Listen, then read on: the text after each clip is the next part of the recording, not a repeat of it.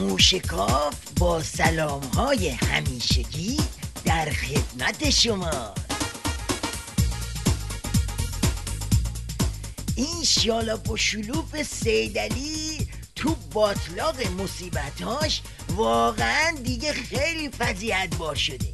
بابا اینقدر دست و پا نزن، خب فرو میری. خب آخه نونت نبود، آبت نبود، علم شنگه 13 آبان راه انداختن چی بود؟ 13 آبان نقطه عطف انقلاب اسلامی. شرکت کنندگان در تظاهرات سراسری امروز با صدور قطعنامه‌ای ضمن پشتیبانی از رویکرد جدید سیاست خارجی دولت تاکید کردند شعار مرگ بر آمریکا انعکاس دکترین استکبار ستیزی انقلاب اسلامی، عامل وحدت ملی و از مظاهر اصلی قدرت ملی.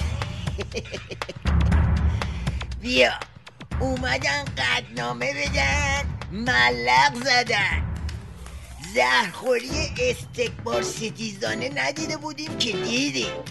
بابا کدوم وحدت، کدوم قدرت؟ این که ما دیدیم انعکاس دکترین جر و واجر شدن نظام بود. فعلا اولیا مخدره افخمو داشته باشید که کارش شده پیوند زدن ریش سیدعلی با چونه اکبر کوسه.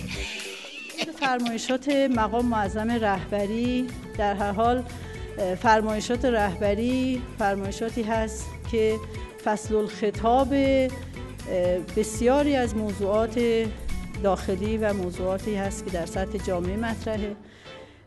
مذاکره کنندگان با تکیه بر پشتوانه‌های راهنمودهای مقام معظم رهبری و حمایت‌های مردمی کاری رو که شروع کردن با قوت و قدرت ادامه میدن. منظورش اینه که عظما داره همچین نم نم زهر رو میره بالا، بنابراین باقی سگ و سیله ها خفه. اما چماقدارای ولایت با این حرفا خفقون نمیگیرن، هی فوت میکنن تو وافور سیدعلی، حالا دود بده کی دود نده. برمیگردیم به همین صفتهایی که امام دادن به امریکا. یکی از این لقبها ابر جنایتکار تاریخ. ابر جنایتکار تاریخ. فلذا این ماهیت تا عوض نشه، این ماهیت نمیشه مبارزه رو باش کنار گذاشت. میشه فعالیت دیپلماسی داشت. الان پنج بلوی ما داریم، اونا هستن، حرف میزنیم، میگیم میشنویم، میگیم میشنویم، میگیم میشنویم. میگین میشنویم بعد مبارزه هم میکنی؟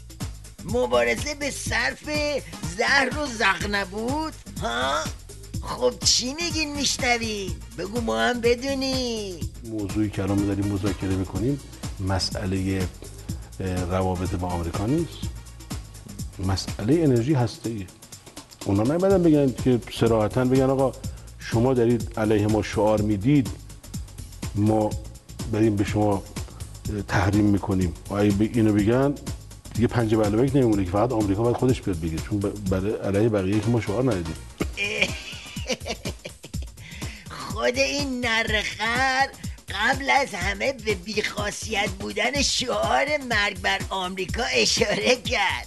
بله، مسئله عظما تحریمات. میگه از تحریم که خلاص شدیم دوباره همون آشو همون کاسه. عظما میدونه و یه قیچی جرایی و دنب کوسه، ولی این حرفا نیست. یابوی ولایت به عظمای زهر خورده رکاب نمیده که نمیده. سن نار بده آش، به همین خیال باش.